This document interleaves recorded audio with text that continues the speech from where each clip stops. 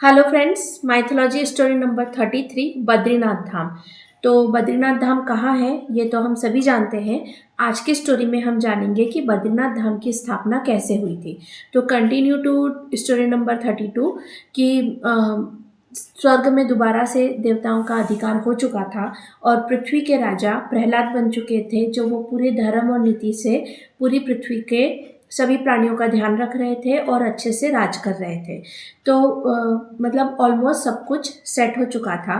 तो विष्णु भगवान ने लक्ष्मी से कहा कि हिरण्यकश्यप के वध के लिए जो उन्होंने नरसिंह अवतार लिया था, उसके बाद वो काफ़ी मेंटली अनस्टेबल हो चुके थे और उन्हें स्टेबल करने के लिए भगवान शिव को सरव अवतार लेना पड़ा था। तो उन्होंने कहा कि वो अभी भी मेंटली अनस्टेबल फील कर रहे हैं, तो वो कुछ समय के लिए ध्यान केंद्रित करना चाहते हैं ताकि वो अच्छे से स्टेबल हो सके। और ऐसा कह के विष्णु भगवान ने लक्ष्मी से विदा लेकर के पृथ्वी पर आए और पृथ्वी पे जो उत्तराखंड है, उत्तराखंड के मतलब पहाड़ों के बीच में वो मनुष्य के रूप में वहाँ बैठ करके तपस्या करने लग गए, ध्यान में लीन हो गए। ये ध्यान में लीन इसलिए हुए ताकि वो अपनी एनर्जी को रीजनरेट कर सके। जैसे हमारे बीपी की या किसी की प्रॉब्लम होती है तो हम बोलते हैं ना कि मेडिटेशन करो, तो डॉक्टर्स जो सजेस्ट करते कि मेडिटेशन कीजिए, उसी प्रकार जो भगवान विष्णु है वो एक प्रकार से तपस्या में लीन हो गए ताकि वो अपनी एनर्जी को रीजनरेट करके अपने आप को अच्छे से स्टेबल कर सके। अब देवी लक्ष्मी जो थी वो बैकुंठ लोक में बिल्कुल अकेली रह गई। काफ़ी समय तक वो अकेली रही, पर फिर उन्हें अकेले अच्छा नहीं लग रहा था। तो वो भगवान विष्णु को देखने के लिए कि उनकी तपस्या कितनी बाकी है, ये देखने के लिए वो भी मनुष्य के रूप में पृथ्वी पर आई और भगवान विष्णु के पास गई। तो उन्होंने देखा कि भगवान विष्णु पूरी तरीके से ध्यान में लीन है, लेकिन विंटर्स चल रहे थे और भगवान विष्णु के ऊपर जो बर्फ़ थोड़ी थोड़ी गिर रही थी और उनके बॉडी पे बर्फ़ जमा हो रही थी। तो लक्ष्मी माता को ये बिल्कुल अच्छा नहीं लगा कि वो उनके हस्बैंड पे इस तरह से, उनके पति पे बर्फ़ गिर रही है और वो बर्फ़ में जम रहे हैं। तो लक्ष्मी माता ने बेर का जो पेड़ होता है, उन्होंने बेर के पेड़ का रूप धारण किया और वो बेर का पेड़ जो था वो भगवान विष्णु के पीछे मतलब स्टेबल हुआ और उनके जो बेर के पेड़ की जो शाखाएं रहती है वो पूरी ऐसी छत्र बन के भगवान विष्णु के ऊपर फैल गई, जिससे जो भी बर्फ़ गिर रही थी वो उस पेड़ पे गिर रही थी और विष्णु भगवान पे बर्फ़ नहीं गिर रही थी। और देवी लक्ष्मी इसी रूप में वहाँ पर स्टेबल, मतलब एक तरीके से वहीं उसी रूप में खड़ी रही।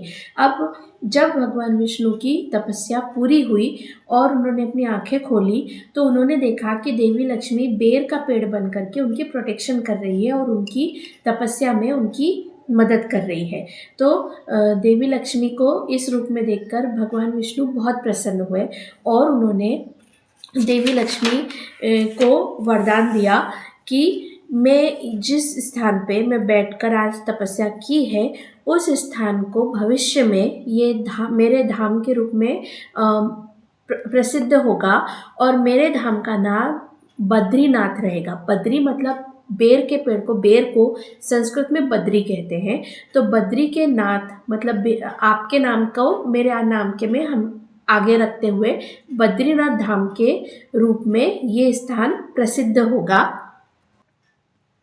और इसके साथ ही भगवान विष्णु ने देवी लक्ष्मी को वरदान दिया, उनकी तपस्या से, उनकी जो उन्होंने प्रयास किया था उनको बर्फ से बचाने के लिए, इस चीज़ से प्रसन्न होकर उन्होंने, भगवान विष्णु ने देवी लक्ष्मी को वरदान दिया कि आज के बाद हमेशा आपका नाम मेरे नाम से पहले लिया जाएगा। तो हम जैसे नाम लेते हैं लक्ष्मी नारायण, सीताराम, राधा कृष्ण, इस प्रकार से उन्होंने देवी लक्ष्मी को वरदान दिया कि आपका नाम हमेशा मेरे नाम से पहले लिया जाएगा और इस स्थान को भी बद्रीनाथ के नाम से, बद्रीनाथ के नाम से जाना जाएगा। तो आज के समय में हम जो बद्रीनाथ धाम को देखते हैं ये एग्जैक्ट वही है, लेकिन आज से कई मतलब 7वीं-8वीं शताब्दी में यहाँ बद्रीनाथ धाम पे वो पूरा मंदिर बनाया गया और पर वो बद्रीनाथ धाम पहले से वहाँ पर था, स्थित था।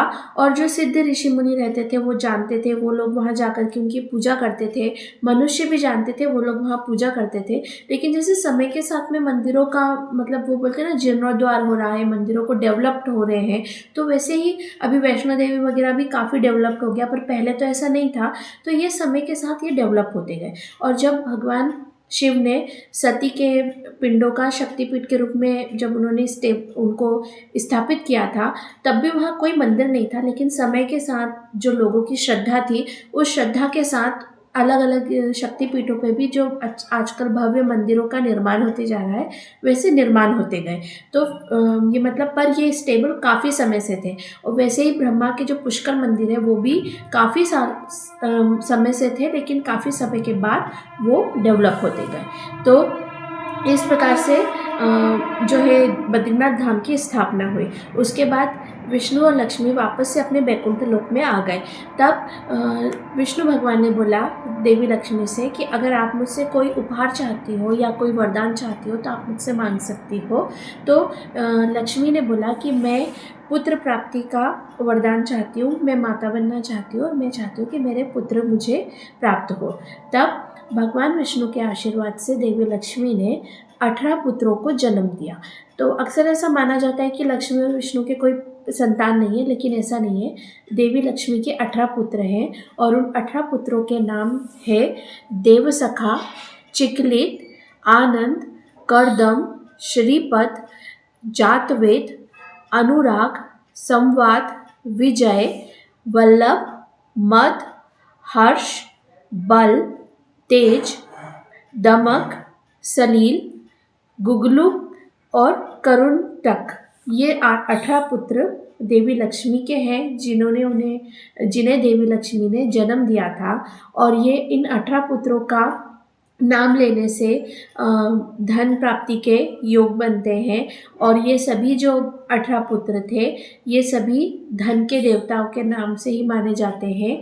और इनकी भी पूजा होती है और इनके नाम का जाप भी होता है। और जो इनके नाम का जाप करता है उन्हें धन योग की प्राप्ति होती है। तो आज का जो वीडियो है हम यही एंड करते हैं। मिलते हैं इसके आगे की कहानी में, नेक्स्ट स्टोरी में। Okay, bye.